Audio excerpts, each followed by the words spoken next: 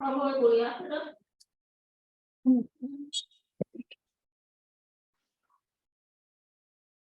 Mama mau ke Leon.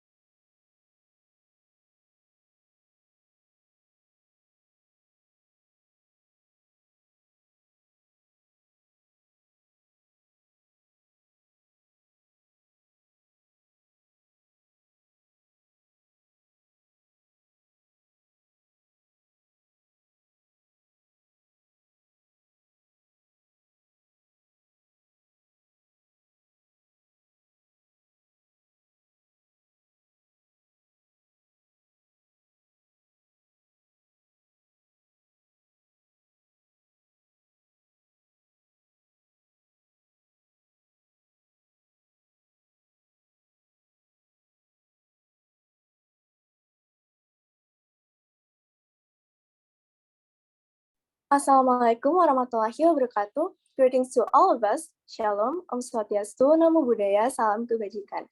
Good evening and welcome to the ILSA Talk series with the theme, The Global Economic Disruptions from Taiwan Conflict. Whom I respect, Mr. Ahmad Sofyan as the head of Business Law Department, dear Ms. Audrey Adenius, President of ILSA Binus 2022. The honorable speakers at today's ILSA Talk series, Dr. Muhammad Reza Sharifuddin Zaki, Lecturer of Business Law, Ms. Rian Tarasita Saputra, International Relations Observers and Researchers at Pusat Studi Kemanusiaan dan Pembangunan, as well as Publicity Specialist BDIPU, and whom I'm very proud of, all of the audiences who took the time to attend the ILSA Talk series today. First of all, allow me to introduce myself. I'm Chelsea Valentio, business law student of Binus University as your moderator, and I'll be guiding you throughout today's event. Before we get started, I would like to remind all of the audiences to keep the microphones muted, turn on the cameras, filling out the entry ticket given in the chat room, and all participants are required to use the virtual background given in the WhatsApp group. Our series of activities today starts from opening, delivery of remarks, presentation of material by the first speaker, then followed by presentation of material by the second speaker. After that, there's a question and answer session and continues with the documentation session, until finally, there's a closing session. In addition, it is hoped that all audiences will not leave the Zoom meeting before the event ends, because there will be exit ticket and e-certificate link filling out at the end of the event. To make sure this event runs smoothly, we would like to invite Ms. Tiara to lead us in our opening prayer. Ms. Tiara, you're welcome to lead us in the opening prayer. Okay, I will reciting the dua in Islamic way. The others can be adjusted. Bismillahirrahmanirrahim. Rabbi zidni ilma warzuqni fahma waj'alni minas solihin. Raditu billahi robba, wa bi islami dina, wa bi muhammadin nabiyya wa rasulah. Rabbi zidni ilman, nafi'a, warzuqni fahma. Walhamdulillahi lobi antani, wa alimni wa antani, wa zidni ilman, walhamdulillahi ala kulli holin. Ya Allah, I will say thank you because you give us a chance for study today. May Allah bless us so we can gain much knowledge from this webinar. Hopefully, the knowledge we find will be beneficial in our life and other people in the world. Please bless us, our speakers, and our audience. Ya Allah, we would like to be smart, intelligent, and wise people, now and in the future. Amin, amin, Allahumma amin. Thank you. Thank you, Ms. Tiara. We will now hear a few welcoming remarks from Mr. Ahmad Sofyan, the head of Business Law Department. But unfortunately, Mr. Sofyan is unable to present here today, so we'll be moving on to the welcoming speech by Ms. Audrey Adenias, President of ILSA Binus 2022. Ms. Audrey, you're welcome to give us a welcoming speech.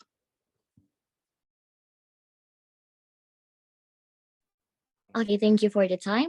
Assalamualaikum warahmatullahi wabarakatuh. Shalom, Om Swastiastu, Namo Buddhaya, salam kebajikan dan salam sejahtera bagi kita semua. Yang terhormat, Bapak Dr. Ahmad Sofyan, SHMA selaku Ketua Jurusan Business Law Binus University. Yang terhormat, Mas Dr. Ahmad Muhammad Reza Syarifuddin Zaki dan Kak N. Teresita Saputra S. Hubungan Internasional selaku pembicara di Bilsa Talk Series kita hari ini. Dan yang saya banggakan teman-teman ILSA Binus dan audiens sekalian. Atas nama ILSA Binus, saya ingin mengucapkan terima kasih kepada teman-teman yang sudah menyempatkan waktunya untuk hadir di ILSA Talk Series, The Global Economic Disruptions from Taiwan Conflict. Dalam rangka mewujudkan visi ILSA Binus untuk menjadi sebuah organisasi yang dapat mengakomodasi ketertarikan mengenai hukum internasional dari mahasiswa bisnis Law Binus, kami secara berkala mengadakan webinar bersama narasumber yang hebat dan juga informatif dalam acara yang disebut ILSA Talk Series dengan topik yang hangat untuk diperbincangkan seperti hari ini. Kami mengadakan ILSA Talk Series ini juga ditujukan untuk memberikan informasi dan insight mengenai isu-isu dunia internasional dan diharapkan dapat memperluas wawasan para mahasiswa. Semoga ILSA Talk Series hari ini dapat memberikan ilmu dan manfaat bagi kita semua. Kurang lebihnya mohon maaf. Sekian sambutan dari saya. Terima kasih. Wassalamualaikum warahmatullahi wabarakatuh. ILSA Binus, always lead the way. All right. Thank you, Ms. Audrey, for the welcoming speech. Dear audiences, I will provide brief information regarding the topic of our webinar this time. Recent tensions in the Taiwan Strait have stoked fears of a conflict between China and Taiwan, and raise questions about the implications of such a scenario for the global economy. How conflict will unfold is impossible to predict, complicating any assessment of its economic and commercial consequences. Yet, the risks of a crisis around Taiwan have risen, making these questions more important than ever for policymakers and business leaders. Experts have predicted that any escalation in the Taiwan Strait will have an impact on trade and security throughout the entire Indo-Pacific region. The possible assault could lead to Western sanctions on China, just like President Vladimir Putin and other Russian businesses. To find out more about this conflict, we have invited Mr. Zaki, who will be our first speaker today. Mr. Zaki, how are you? Good, Chelsea. Okay. Gimana kabarnya? I'm good too, Mr. All right, so you're welcome to share the material. Oke, ya. Terima kasih Audrey juga, teman-teman panitia yang sudah menyelenggarakan acara ini. Mbak Ana, di tengah kesibukan di Bandung, menyempatkan juga di tengah-tengah kita. Teman-teman, minta maaf, saya sedang di luar. Tadi mendadak ketemu anggota DPR. Jadi mohon maaf kalau nanti agak suaranya kurang kondusif ya, teman-teman sekalian. Sebenarnya topik ini menarik. Mengenai soal hubungan China dan Taiwan, di mana sebenarnya ini isu yang selalu ada di setiap momen. Kita tahu bahwa sejak tahun 1940-an, tegangan itu sudah mulai ada, bahkan ada kesepakatan di tahun 1990-an tentang kebijakan salah satu China. Tapi sebelum saya masuk ke persoalan China dan Taiwan, sebenarnya konflik yang kemudian mengawali dari itu semua adalah ketegangan antara Rusia dan Ukraina. Karena sebenarnya ini adalah sebuah ketegangan yang diprediksi, misalnya terjadi Perang Dunia Ketiga, yang bukan soal efek perangnya saja secara militer, tetapi kemudian efek ekonomi yang kemudian timbul dari hubungan yang tidak harmonis antara kedua negara itu, yang pasti berimplikasi kepada banyak negara, sebagian besar adalah anggota PBB, dan itu yang kemudian kita rasakan sejak tahun kemarin, 2022. Parahnya lagi teman-teman sekalian, belum lama ini sebenarnya Zelensky itu kan diundang untuk berbicara di Kongres Amerika Serikat. Dan dia pulang kemudian membawa bantuan dari Amerika Serikat yang bernilai 1,8 miliar US dollar. Buat Zelensky, dia katakan ini bukan amal Amerika Serikat, katanya. Tapi ini ada bagian dari investasi untuk menjaga keamanan global. Ini statement yang kemudian keluar dari seorang Zelensky. Bahkan ternyata situasi ini bukan sekedar berimplikasi pada perusahaan ekonomi makro, tapi dalam industri olahraga, kalau teman-teman yang suka sepak bola, ini ternyata juga berimplikasi luar biasa, teman-teman sekalian. Beberapa minggu yang lalu misalnya, salah satu klub besar di Inggris, Chelsea, gitu ya, nah ini namanya sama kayak moderator kita, ini baru membeli seorang pemain dari Ukraina, namanya Mudryk. Jadi pembelian Mudryk ini tidak sebatas seperti jual beli pemain sepak bola pada umumnya. Saya membacanya begitu teman-teman sekalian. Kenapa? Karena ada motif di belakang klub Chelsea ini dalam ketegangan Rusia dan Ukraina. Pembelian Mudryk itu ternyata menyumbang 25 juta US dollar untuk tentara Ukraina. Coba bayangkan. Jarang sekali kemudian jual beli pemain yang di belakangnya ada misi khusus, ya, terutama soal ketegangan perang antara Rusia dan Ukraina. 25 juta dolar Amerika Serikat. Dan kita tahu bahwa sebelum ya, pembelian Mudryk ini, pemilik dari Chelsea itu kan sebenarnya Roman Abramovich, ya, yang kemudian dikenal dekat dengan Vladimir Putin, Perdana Menteri Rusia, yang pada saat itu Inggris itu punya sikap yang tegas dan mengutuk perang invasi Rusia terhadap Ukraina. Dan kalau kita perhatikan, pada saat itu kepemimpinan Boris, Perdana Menteri Inggris, itu mencoba untuk mengancam dengan cara membekukan semua aset dan kekayaan Abramovich, ya, di Inggris, termasuk Chelsea pada saat itu. Makanya kemudian Chelsea dalam tenggat waktu yang sangat singkat, dia harus berpikir bagaimana bisa menemukan pemilik baru. Dan apa yang terjadi, teman-teman sekalian? Chelsea akhirnya jatuh ke tangan pemilik baru, Todd Boehly, yang merupakan kebangsaan Amerika Serikat. Jadi kan menarik kalau kemudian dikaitkan dengan urusan ketegangan antara Rusia dan Ukraina. Amerika sudah jelas itu berseberangan dengan Rusia dan memberikan dukungan moral, ya, kepada Ukraina untuk kemudian menghadapi posisi Rusia. Sehingga ada apa ya? Saya melihat ini sangat kental, ketegangan internasional itu masuk bahkan pada industri olahraga. Jadi jauh sebelum teman-teman bicara soal efek ekonomi global, tapi urusan yang mikro seperti ini, itu ternyata kemudian memberikan implikasi yang serius. Tapi kemudian Putin nggak diam aja, teman-teman sekalian. Putin katakan, bahkan dia berjanji untuk memberikan pasukan militernya itu, apapun yang diperlukan, untuk melakukan perang sampai bulan ke-10, kira-kira begitu. Jadi rencana-rencana Putin itu harus bisa terrealisasi bahkan dengan cara meningkatkan ukuran angkatan bersenjatanya Rusia itu naik sampai 30%. Jadi artinya buat Putin ini sebenarnya bukan upaya tragedi kemanusiaan, tapi buat Putin ini adalah upaya untuk bagaimana menjaga keamanan nasional mereka. Karena persoalan NATO yang kemudian mulai menggoda-goda negara-negara di sekeliling Rusia untuk bergabung dan kemudian menjadi ancaman yang serius bagi Rusia dan Putin itu sendiri. Artinya ketegangan ini sebenarnya memperburuk kondisi dunia, terlebih di tahun 2023 yang kalau kata kepala BIN kita itu 2023 itu menjadi tahun yang gelap. Bahkan dia menyebutnya winter is coming katanya gitu ya. Nah, ini yang kemudian membuat akhirnya situasi ekonomi makin parah.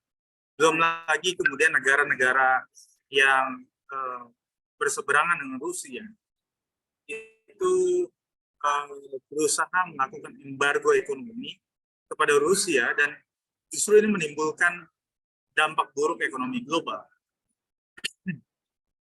Bahkan saya waktu itu sempat nulis di koran Sindo kebetulan, dan saya sempat sampaikan juga kepada Duta Besar Rusia bahwa cara geopolitik negara-negara yang menjadi anti-blok dari Rusia dengan melakukan embargo ekonomi, ancaman sanksi ekonomi kepada Rusia, itu bukan justru membuat Rusia makin patuh atau kemudian meninggalkan Ukraina, menghentikan perang. Tapi yang terjadi justru malah ikut semakin menenggelamkan kondisi negara-negara di dunia pada situasi resesi ekonomi. Itu yang kemudian terjadi. Nah, ketika kemudian Rusia, Ukraina sedang gaduh, tiba-tiba di tengah-tengah kegaduhan itu, kita melihat ada pemicu baru, yaitu kedatangan Nancy, Ketua DPR Amerika Serikat ke Taiwan. Tapi Nancy udah diganti kelihatannya sekarang karena yang menang itu di DPR Amerika Serikat Republik ya, bukan lagi Demokrat. Dan Cina pada saat itu menganggap bahwa Nancy ini memberikan signal dia udah nggak lagi akui atau mengindahkan soal prinsip satu China, gitu ya. Nah, masalah ini bahkan kemudian dibahas teman-teman sekalian dalam Kongres Partai Komunis China. Bahkan Xi Jinping ini kan tipikal yang ingin disamakan dengan Mao Zedong. Jadi dia mencoba menanamkan doktrinasi besar-besaran di seluruh elemen di China, mendesain sejarah yang menempatkan posisinya jadi figur yang amat penting di China. Bahkan dia nggak segan-segan untuk menggeser semua orang yang berseberangan Xi Jinping.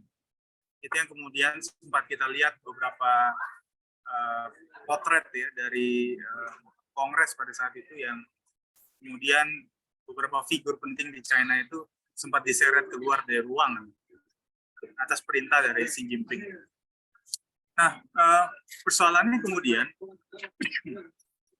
Taiwan itu sebenarnya secara bipartisan telah menerima ya beberapa kali misalnya dukungan dari Amerika Serikat. Bahkan selama bertahun-tahun Amerika Serikat itu dan Taiwan berusaha untuk menelurkan sebuah produk hukum, undang-undang untuk beberapa isu yang kemudian dianggap memberikan mutual benefit. Misalnya soal pertahanan pulau, ya. Kemudian mendorong partisipasi Taiwan dalam organisasi internasional. Bahkan undang-undang yang terbaru yang diusulkan itu pada tahun 2022 itu menunjuk Taiwan untuk bisa menjadi sekutu utama NATO. Dibayangkan menjadi sekutu utama NATO. Jadi itu yang kemudian mendorong akhirnya Nancy di Agustus 2022 itu mencoba untuk membangun perbincangan dengan Taiwan tentang masa lalu di tahun 97 misalnya, soal Newt Gingrich misalnya, ya. Yang pada saat itu sempat juga bertemu dengan Perdana Menteri Tsai. Nah, sementara kemudian Beijing itu mengutuk keras kunjungan soal Nancy dari Amerika Serikat kepada Taiwan karena itu dianggap sebagai ancaman. Dan Beijing itu bahkan merencanakan untuk melakukan latihan militer yang secara efektif itu mengelilingi pulau-pulau yang punya hubungan geografis dengan Taiwan.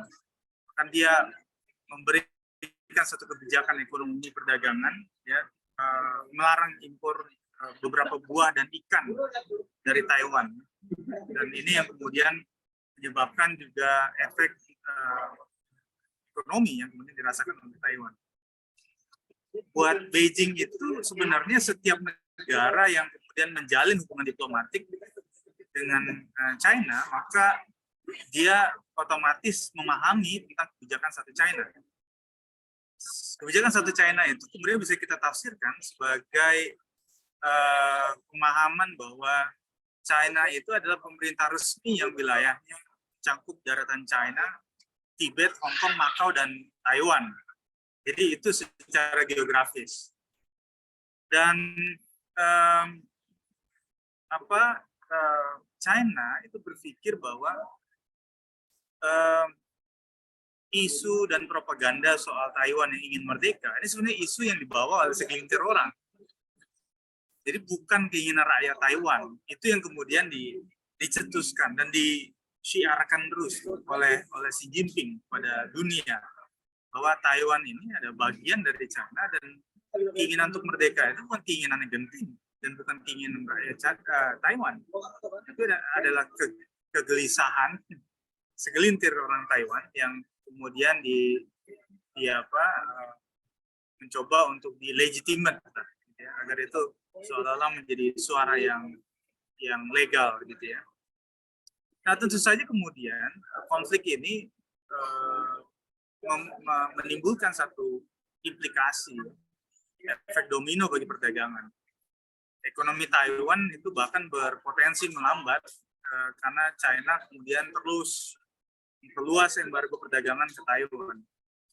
Bagaimana kemudian dalam konteks Indonesia? Karena ketika berbicara soal ini, pasti kita juga punya kepentingan sebagai bagian dari negara yang punya hubungan bilateral juga terhadap Taiwan dan China, bahkan Amerika Serikat. Nah, kalau kita lihat misalnya dari nilai ekspor Taiwan ya sepanjang semester 1 tahun saya 2022 gitu ya, itu sekitar 4,18 miliar US dollar. Ya. Bahkan itu naik hampir 2 kali lipat dari periode yang sama di masa sebelumnya. Itu 2,74 miliar US dollar. Jadi itu sangat tinggi sekali ya, dari bahkan realisasi di tahun 2020 yang cuma 1,93 miliar US dollar. Jadi lebih dari 60% sebenarnya nilai ekspor itu terbagi dalam beberapa komoditas. Yang pertama misalnya komoditas besi dan baja, bahkan bahan bakar. Soal minerba, kira-kira begitu. Nah, nilai ekspor besi dan baja Indonesia ke Taiwan itu kan 1,38 miliar US dollar di semester 1. Kemudian menyerap 9,5% dari total ekspor besi dan baja Indonesia. Nah, kalau kemudian kita lihat dari nilai ekspor bahan bakar mineral itu 1,33 miliar US dollar. Jadi itu setara dengan 4,2% dari total ekspor Indonesia, 31,94 miliar US dollar. Nah, di sisi lain, kalau kita lihat konflik ini juga menjadi penghambat bagi pengiriman barang dari Taiwan ke dalam negeri, gitu ya. Karena nilai impor Indonesia dari Taiwan itu sepanjang 6 bulan terakhir aja, misalnya, mencapai 2,36 miliar US dollar. Jadi kalau nilai itu dibandingkan dengan periode yang sama, ya, itu setara dengan 2,9 miliar US dollar. Jadi sepertiga dari impor Indonesia itu berupa mesin dan tentu saja perlengkapan elektronik ya, karena Taiwan punya kemampuan di komoditas itu kira-kira. Nah, kalau kita kemudian lihat konflik ya antara Cina dan Taiwan ini memang bukan hanya memberikan implikasi yang mikro, tetapi juga merusak kondisi rantai pasok global. Jadi global value chain ini akan terdisrupsi. Kalau meminjam istilah judul dari webinar pada hari ini, yang ditambah lagi dengan kondisi Rusia dan Ukraina yang makin panjang, konflik bilateral dua negara itu. Sehingga kemudian supply dari barang ke Indonesia itu pasti akan menurun dan kemudian memicu kenaikan harga. Sehingga salah satu resiko lain yang kemudian timbul dari ketegangan tersebut sebenarnya ada potensi yang mendorong inflasi Indonesia itu terus merangkak naik. Kita tahu bahwa di tahun 2023 ini kondisi ini kan makin parah gitu ya.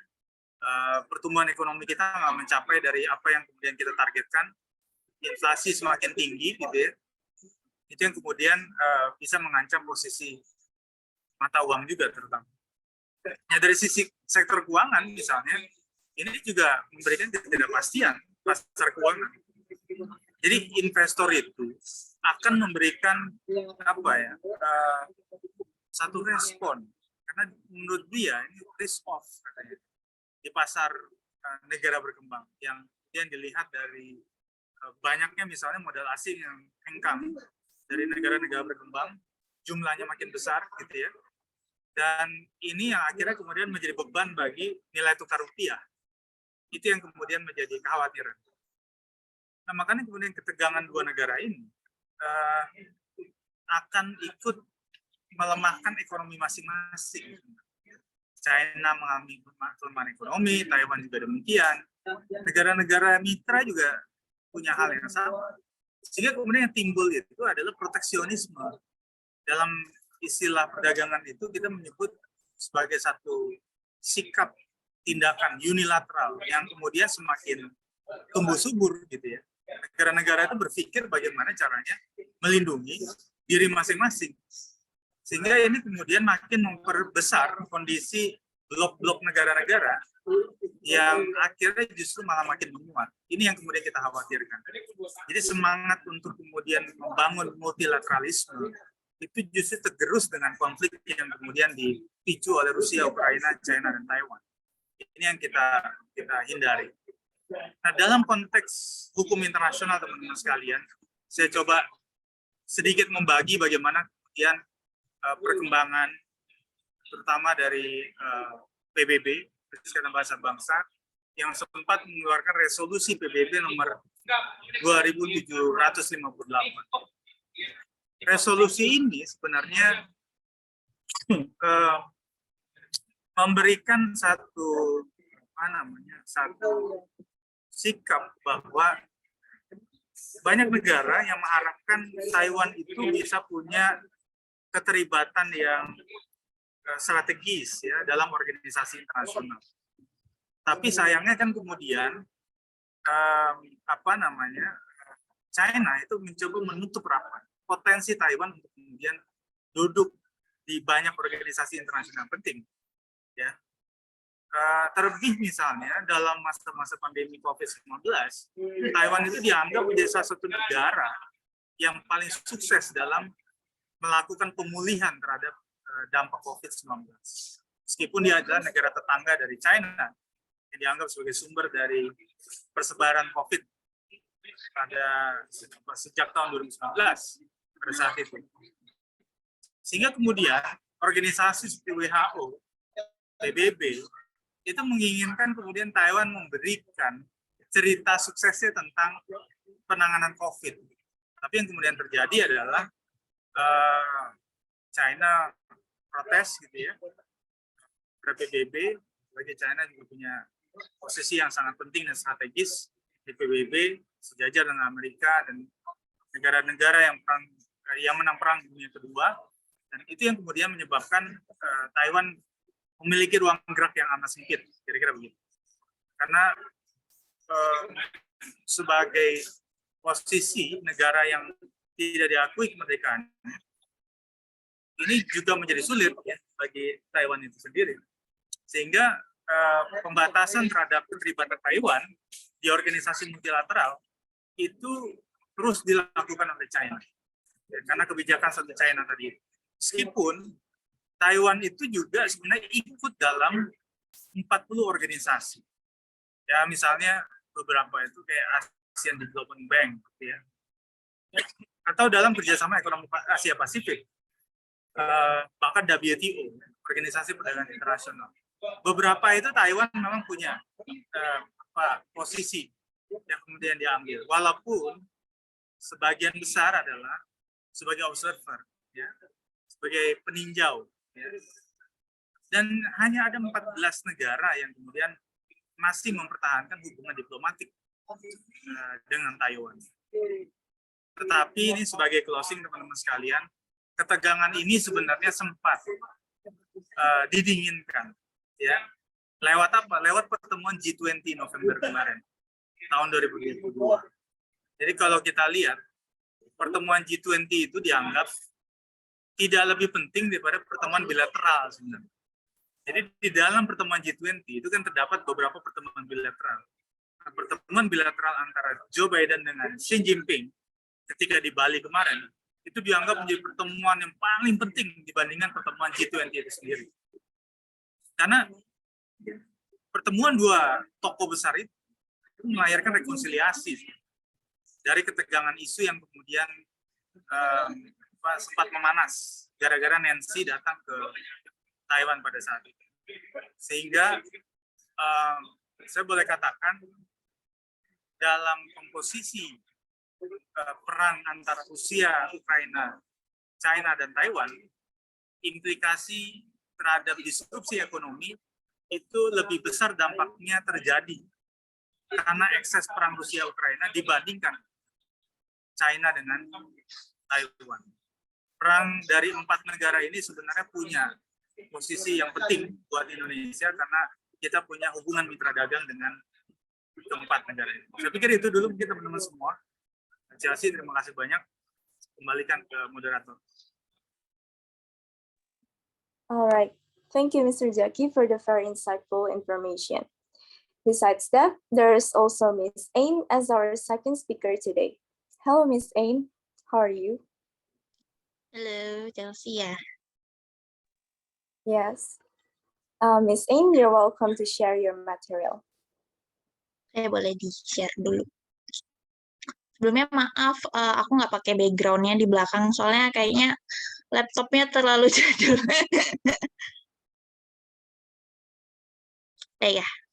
Oke, Assalamualaikum warahmatullahi wabarakatuh. Shalom, Om Swastiastu, Namo Buddhaya, salam kebajikan, salam sejahtera bagi kita semua. Selamat sore, Mas Dr. Muhammad Reza Syarifuddin Zaki. Mas Zaki, akhirnya kita ketemu di forum ini.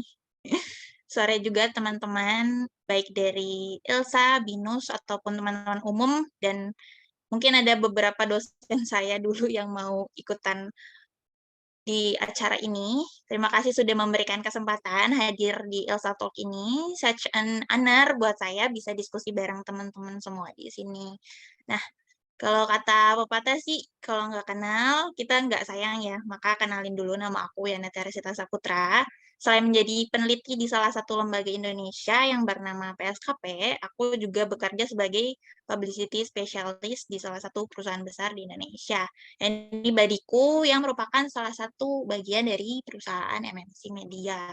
Nah, aku mau infoin sedikit nih buat teman-teman, karena ini Badiku tuh sebenarnya bergerak ke generasi-generasi muda kayak kita nih yang sekarang lagi diskusi. Nah, Badiku ini fungsinya dia tuh aplikasi digital untuk berbagi informasi, tetapi bukan cuma itu aja. Di sana kita bisa bikin konten kalau misalnya kita suka speak up soal kayak forum yang sekarang kita lagi hadiri, itu kita bisa bikin konten di sana dan bisa langsung dimonetisasi.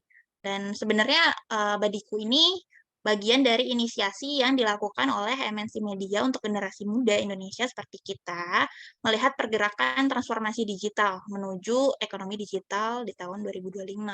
Jadi buat kalian nih, teman-teman mahasiswa yang punya bakat dan mau speak up untuk beberapa concern kalian yang kalian suka, kalian bisa download Badiku buat ngelakuin konten-konten itu. Soalnya di Badiku itu kita punya fitur kurasi juga, jadi nggak seperti sosial media lain yang kita tuh bisa nerima informasi yang nggak bagus seperti hoax dan segala macamnya, sara. Di Badiku tuh enggak. Jadi agak promosi dikit ya Mas Zaki.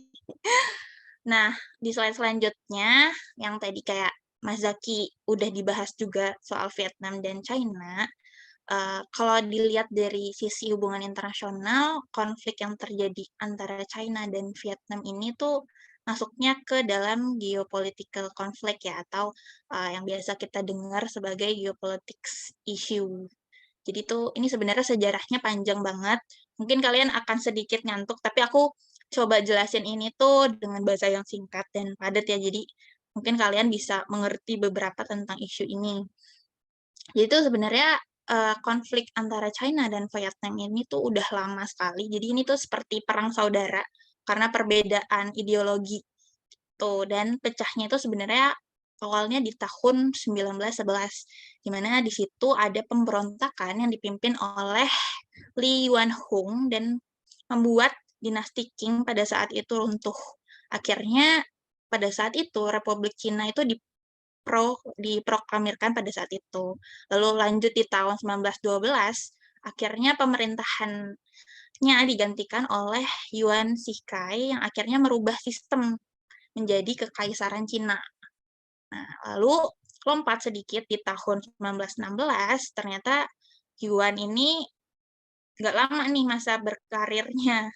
Jadi dia meninggal pada saat itu dan akhirnya terjadi kekosongan pemerintahan di China pada saat itu. Nah, pada saat kekosongan inilah terjadi perang saudara nih, perpecahan antar kelompok. Nah, perpecahan ini pada akhirnya karena pemerintahan kosong, jadi pemerintahan dibantu oleh partai. Kalau kalian sering dengar namanya Partai Komunis. Jadi perdamaiannya dibantu oleh Partai Komunis.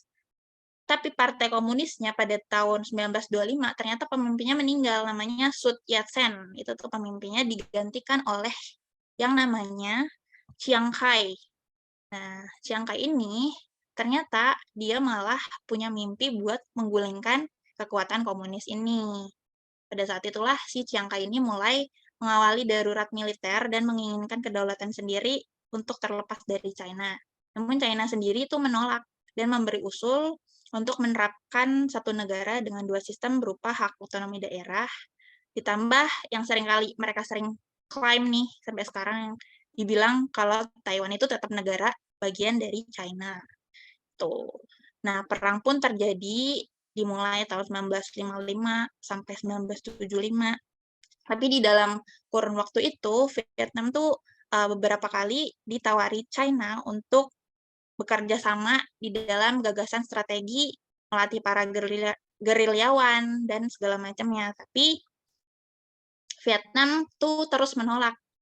Tapi ada juga masa-masa di mana Vietnam dan China ini punya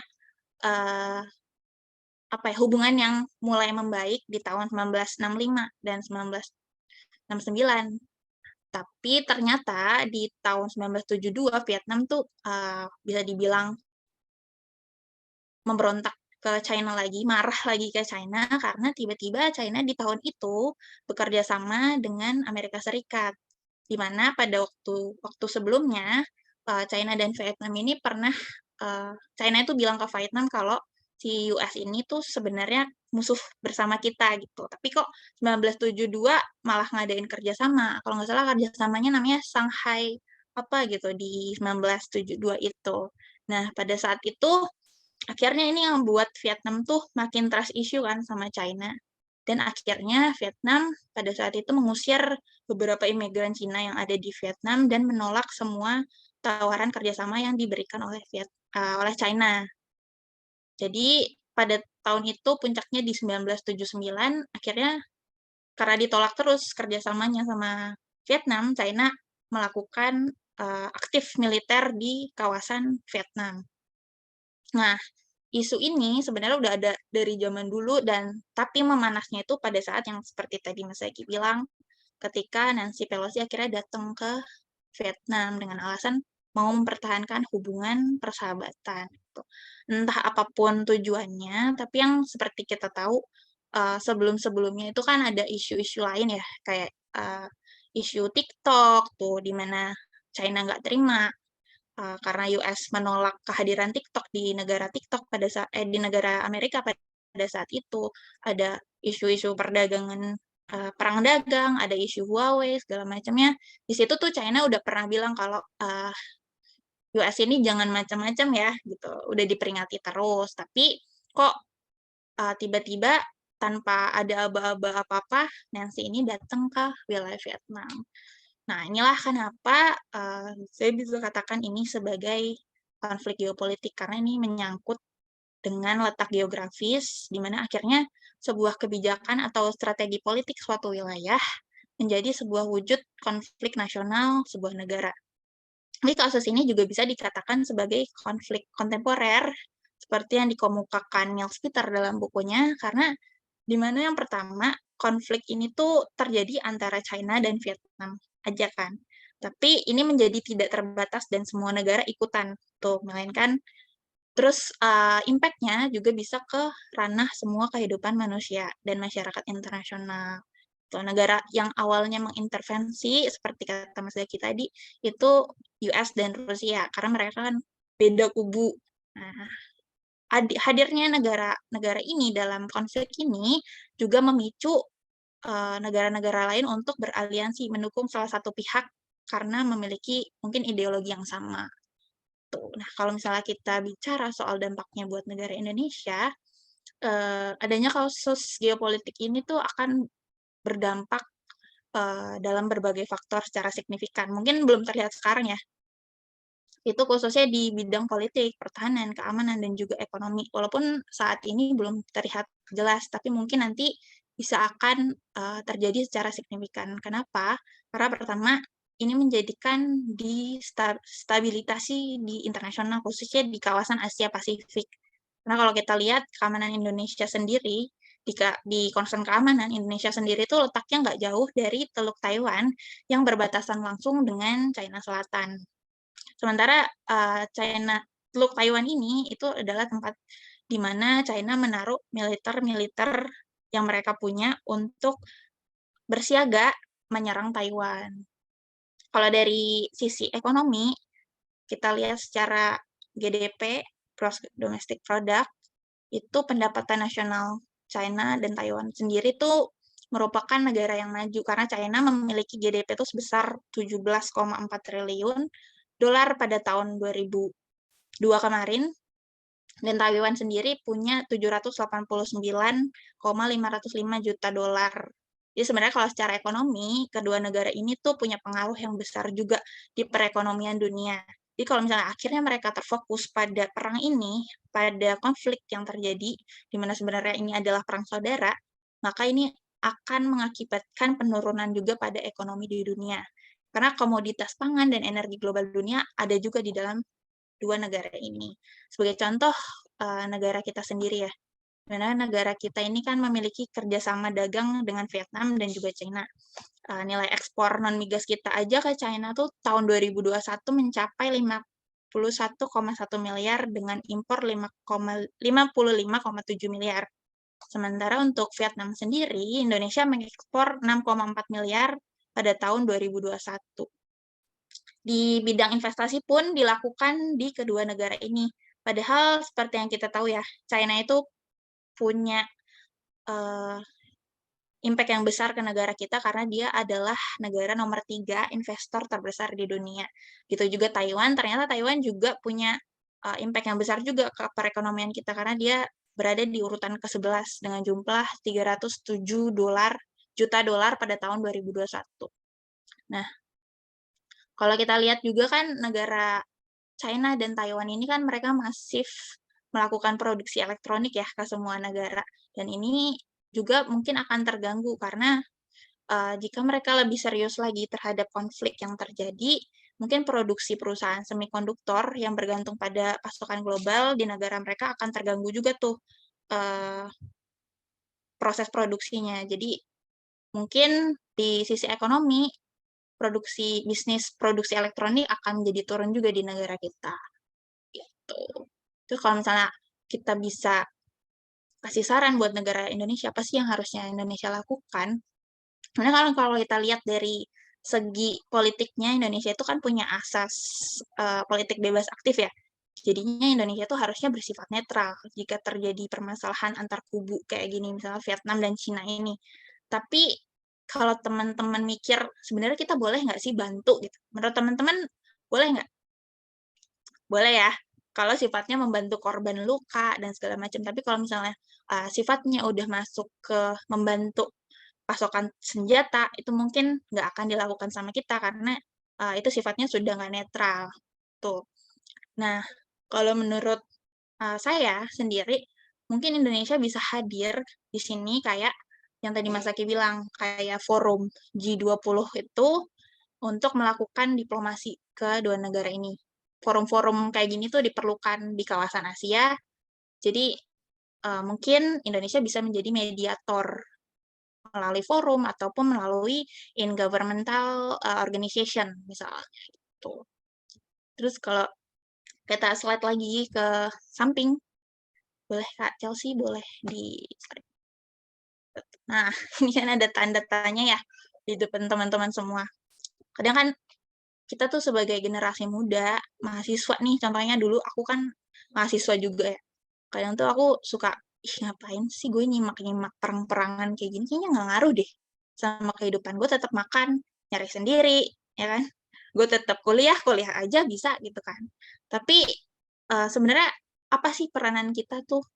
Nah, kita lihat ya, berdasarkan data, aku ngambil dari Sensus Penduduk Indonesia tahun 2020, ternyata generasi muda Indonesia tuh banyak banget, persentasinya 27,94%. Sementara yang lain itu nggak nyampe 20%. Nah, kalau kita udah paling banyak, masa kita nggak mau berperan? Gitu kan ya. Nah, kita semua, khususnya mahasiswa di sini ya, kita tuh beruntung punya kesempatan untuk belajar daripada orang-orang lain. Kita bisa nganalisa yang orang lain tuh nggak dapat ilmunya gitu kan. Nah, dalam hal ini, mungkin mahasiswa kayak kita nih, jurusannya bisnis law ya. Mungkin kita bisa analisa soal konflik Vietnam di kawasan internasional ini, tentang apa yang mungkin pemerintah bisa lakukan di ranah hukum bisnis gitu. Sampainya gimana? Kita bisa bikin konten, kita bisa kritik pemerintah dengan forum-forum kayak gini. Siapa tahu nanti juga aku kan sebagai publicity, aku bisa bikin artikelnya. Publicity tuh kerjaannya lebih ke nulis setiap hari. Jadi aku bisa bikin analisa, bisa tulis tentang forum yang kita lakukan dengan speak up. Nah, kalian tuh bisa ngelakuin hal-hal yang kayak gini. Karena sebenarnya generasi muda tuh punya kontrol yang lebih, powernya lebih besar karena kita kan masih muda, masih aktif. Kita tuh bisa jadi social and politics control buat bangsa kita, negara Indonesia.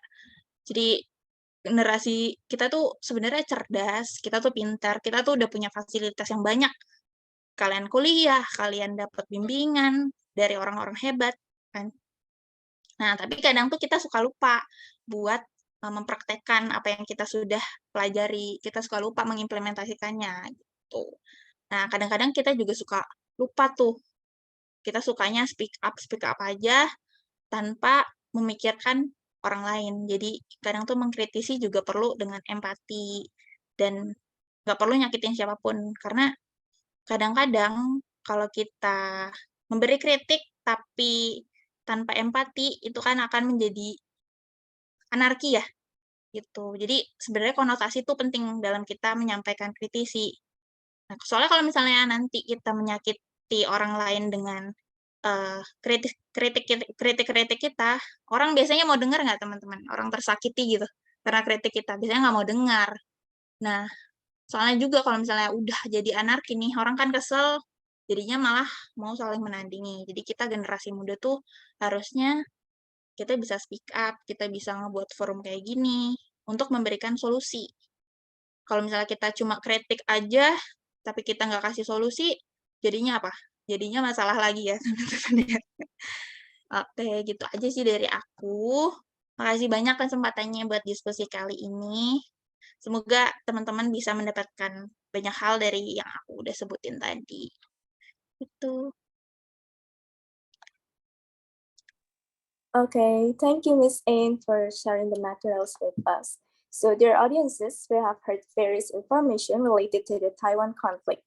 I'm certain all of us have learned a lot from the insights given regarding its main causes and its impact to economy from a global perspective. Moving on, we're right now into the Q&A session. For those who have questions, please activate the microphone and you're allowed to ask either in Bahasa or in English.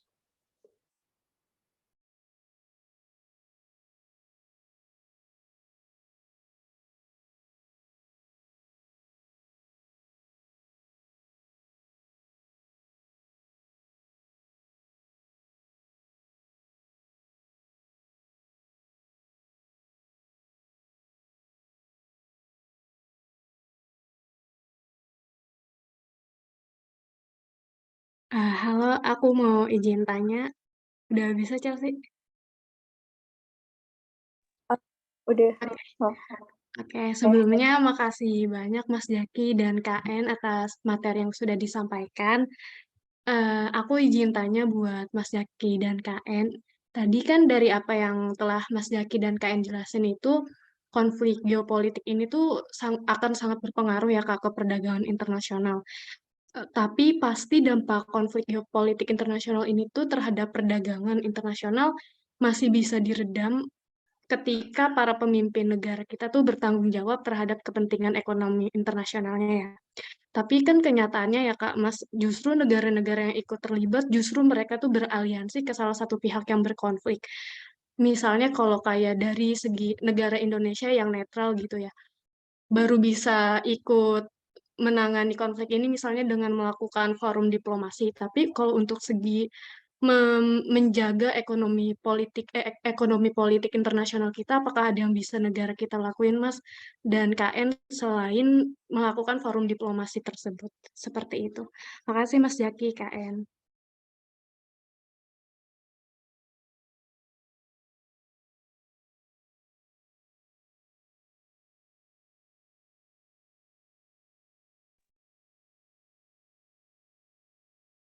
Oke, ini langsung dijawab atau ada pertanyaan lagi ya tadi? Langsung aja, Mas. Oke, Dijawab. langsung aja. Memang betul ya kalau kata Robert Putnam itu kan tugas kepala negara itu kan menyeimbangkan antara kepentingan internasional dan kepentingan nasional kan gitu. Jadi tidak ada negara yang kemudian hanya tenggelam misalnya mengurus negara-negara lain aja gitu, tapi urusan domestiknya ternyata tidak terkelola dengan baik, atau misalnya dia sangat berbicara soal kepentingan nasionalnya tapi dia tidak sadar bahwa dia ada dalam komunitas globalisasi hari ini yang semua komponen, semua komoditi itu tidak bisa hanya diproduksi oleh satu negara, tapi perlu kerjasama dan kolaborasi banyak negara. Makanya WTO itu kan mengkampanyekan ada yang disebut dengan made in world katanya.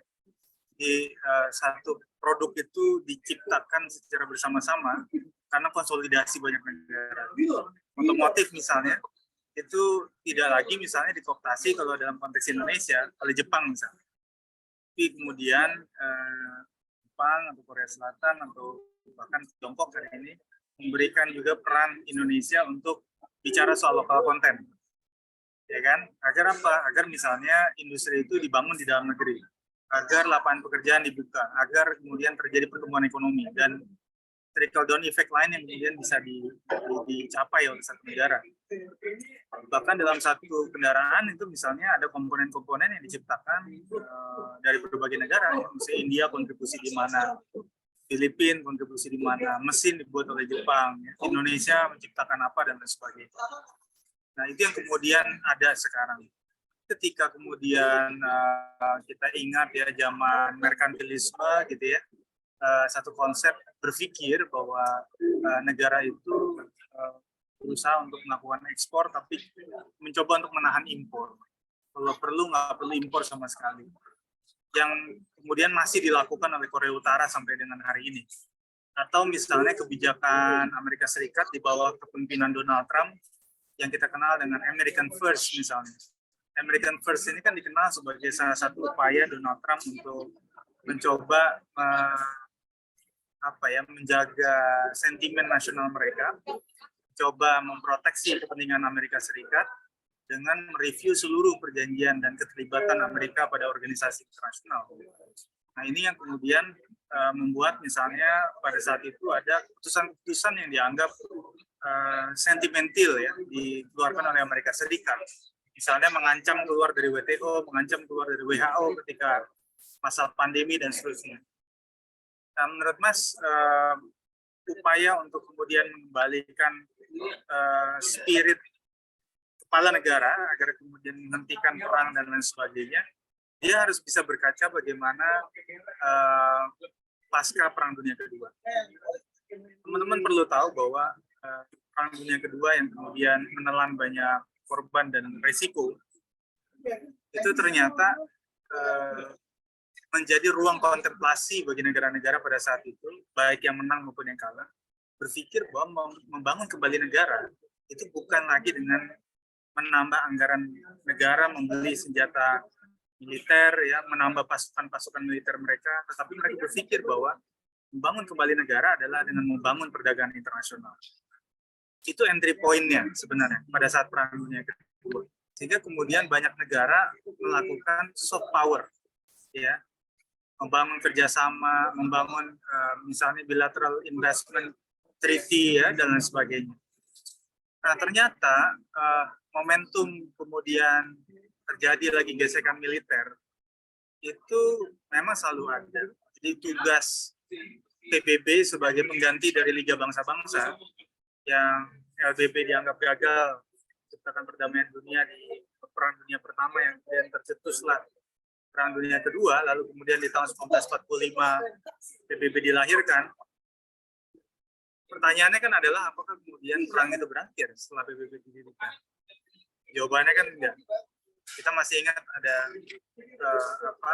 situasi meletusnya perang di Arab Spring misalnya. Ya, ketika Twitter pada saat itu menjadi kontributor yang penting dari terjadinya fenomena perang di kawasan Timur Tengah. Ada seorang pedagang yang kemudian protes, melakukan demonstrasi pada pemerintah Mesir, dan caranya sangat luar biasa, membakar diri sampai dia mati. Dan videonya kemudian disebar lewat propaganda Twitter yang menyebabkan akhirnya ada gelombang demonstrasi luar biasa yang menyulut akhirnya terjadi banyak pergantian kepemimpinan di daerah Timur Tengah pada saat itu. Nah, ini yang kemudian kita lihat bahwa sebenarnya PBB itu mengalami kegagalan sama dengan situasi LBB pada saat itu. Tapi kenapa kemudian PBB itu masih eksis dan bertahan sampai sekarang?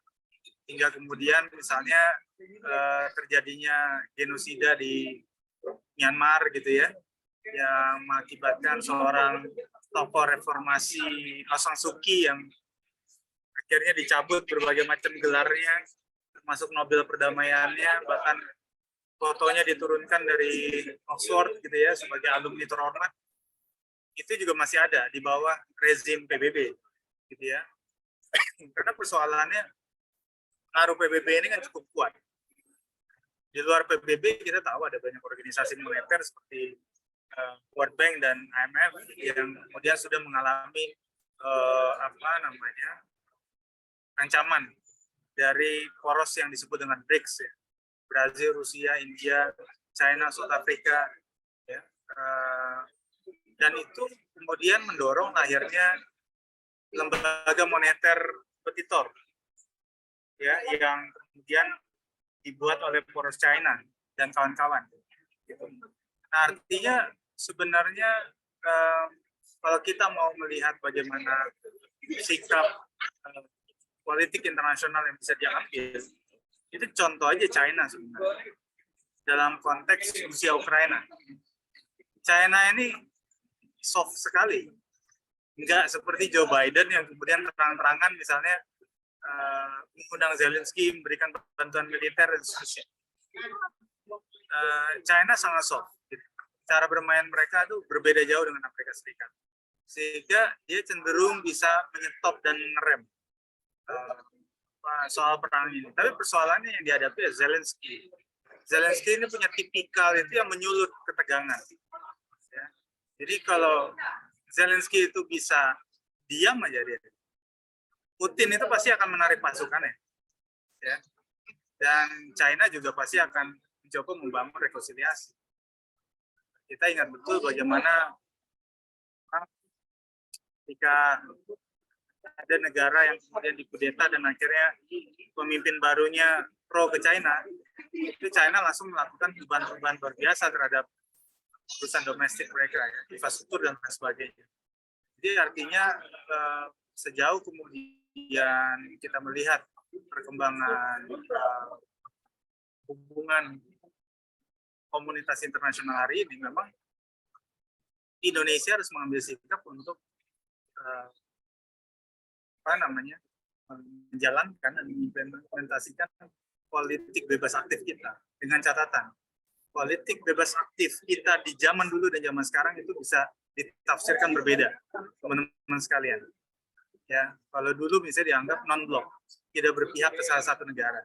Tapi politik bebas aktif yang kemudian ditafsirkan hari ini oleh pemerintah kita itu adalah berpihak pada kemanusiaan. Nah, tinggal bagaimana kemudian kita melihat di sisi mana kemudian kemanusiaan itu harus diadvokasi. Ya, disitulah kemudian Indonesia hadir. Tetapi di sisi lain, Indonesia juga harus membaca efek politik bebas aktif yang kemudian diambil. Apakah kemudian itu hanya menguntungkan misalnya segelintir negara saja, dan kemudian mengancam posisi domestik Indonesia, itu juga yang kemudian harus menjadi kalkulasi bagi Indonesia. Karena jangan sampai kemudian politik luar negeri yang diambil itu justru menciptakan posisi Indonesia yang justru terseret, ya, lebih dalam, lebih jauh, menimbulkan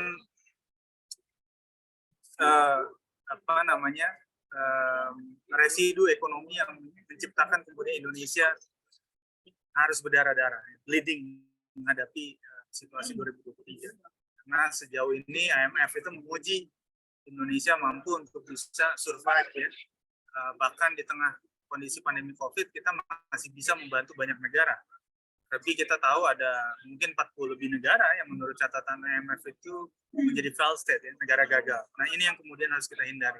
Jangan sampai kemudian kita masuk dalam antrian sebagai failed state, terutama di tahun 2020. Saya pikir itu.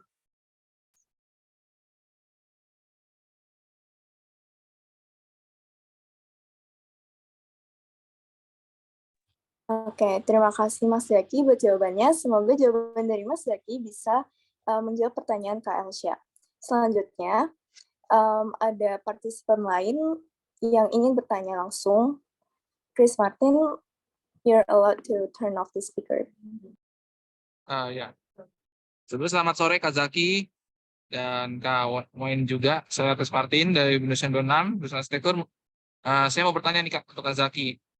Bisa nggak saya bilang penyebab China membangun pangkalan militer dia di Laut Cina Selatan itu sampai dia membuat 9 Days Line itu apakah itu termasuk dari akibat dari konflik antara Taiwan dan China? Terima kasih.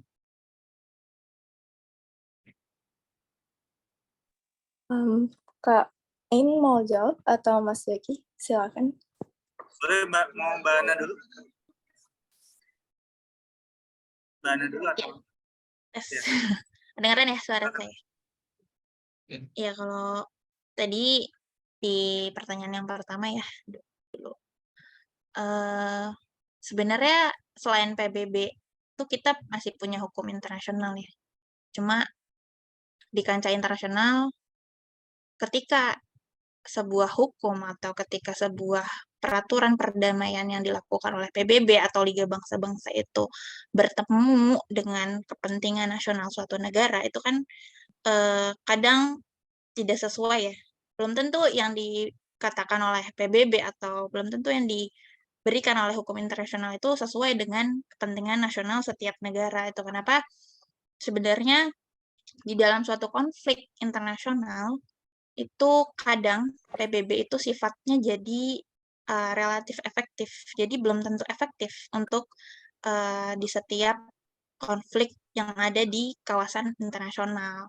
Itu kenapa sering kali diadakan forum-forum, walaupun itu belum tentu akan membawa keberhasilan di suatu konflik, tapi setidaknya itu adalah win-win solution yang dilakukan oleh setiap negara untuk melakukan perdamaian. Itu sih kalau dari saya. Terus kalau yang kedua itu dari Mas Kris ya. Iya. Pertanyaannya gimana Mas? Boleh diulang, aku lupa. Kan bisa nggak saya ngomong ke orang bahwa China membangun pangkalan militer di sekitaran wilayah Laut Cina Selatan yang berakibat konflik juga dengan negara-negara Asia itu juga apakah termasuk dari penyebab konflik China dengan Taiwan? Terima kasih. Ya, kalau menurut saya sebenarnya jadi dulu teman-teman di kancah internasional itu kan yang jadi negara punya adik kuasa itu kan Amerika Serikat dan Rusia. Lalu nggak berapa lama China ini punya kekuatan juga kan di bidang perekonomiannya mereka. Itu kenapa akhirnya di dalam kawasan internasional negara-negara ini melihat China itu punya punya power yang mungkin akan menimbulkan kekhawatiran untuk negara lain. Jadi kalau misalnya kita di teori realis itu kan suka dibilang ketika kita melihat orang punya power, biasanya kita mulai khawatir tuh. Nah, di situ juga mungkin sebagai bentuk dari sikap perlindungan negara China terhadap kepentingan nasional negara mereka. Jadi bisa dibilang juga karena konflik ini, bisa juga dibilang karena itu bagian dari perlindungan negara China untuk melindungi kepentingan nasional dan juga masyarakat regional mereka. Gitu. Boleh ditambahin Mas Zaki mungkin? Ya, terima kasih Mas Kris pertanyaannya. Pertama itu, kalau kita bicara soal masalah Laut Cina Selatan, ini masalah yang agak rumit ya dari sisi politik maupun sisi hukum. Pertama misalnya, Cina itu dia punya sejarah sendiri yang menentukan Nine Dash Line itu. Sehingga kemudian ketika dia dibenturkan dengan bunyi UNCLOS misalnya, itu berbeda gitu. Dan ketegangan mereka ini sebenarnya bukan soal pemicu antara China dan Taiwan. Karena ada banyak negara yang kemudian terlibat di sana, Indonesia, Filipina misalnya. Filipina bahkan sudah melakukan gugatan di International Court of Justice, menang. Apa dijalankan putusannya? Enggak. Itu yang kemudian terjadi kan. Sehingga kemudian posisi negara-negara lain termasuk Indonesia itu masih wait and see aja dia. Walaupun kita ada potensi juga untuk melakukan itu, tapi kita berkaca pada hasil penyelesaian sengketa di ICJ antara Filipina dengan Tiongkok itu tidak memberikan hasil yang signifikan. Sehingga akhirnya kemudian kalau kita bicara dalam konteks penyelesaian sengketa internasional, kita itu sering disandra oleh barter sengketa, barter kepentingan. Jadi di satu sisi misalnya dalam satu sengketa kita menang, di sisi lain kemudian ada kepentingan kita yang tersandra. Sehingga kemudian win-winnya apa? Ya ujung-ujungnya mereka akan kembali pada upaya rekonsiliasi masing-masing. Itu yang kemudian kita lihat sebenarnya, Mas Kris.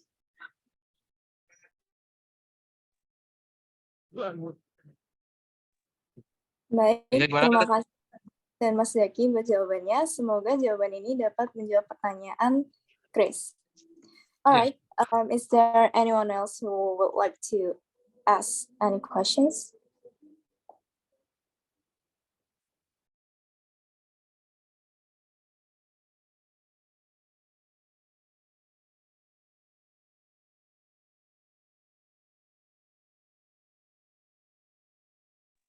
Okay, I believe that the Q&A session has ended until here. Thank you everyone who has participated in the Q&A session.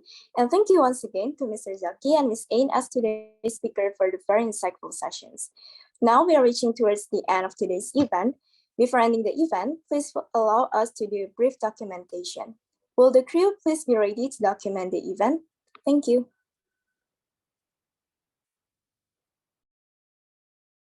Please on your camera. Terima kasih banyak ya teman-teman semuanya. Lana, Chelsea, makasih ya. Tasya, Audrey, Manda, Mas Kris, makasih Mas Kris. Terima kasih Mas Jaki.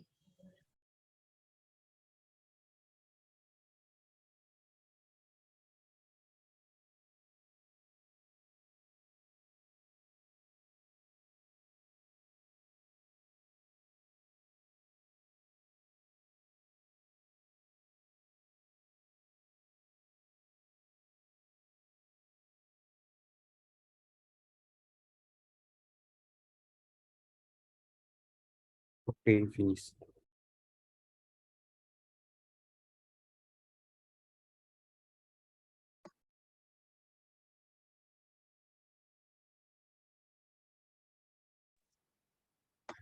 All right, thank you, Axel. Next, I would like to remind all the audiences to fill out the exit ticket at the end of the event. Exit ticket will be given in the chat room.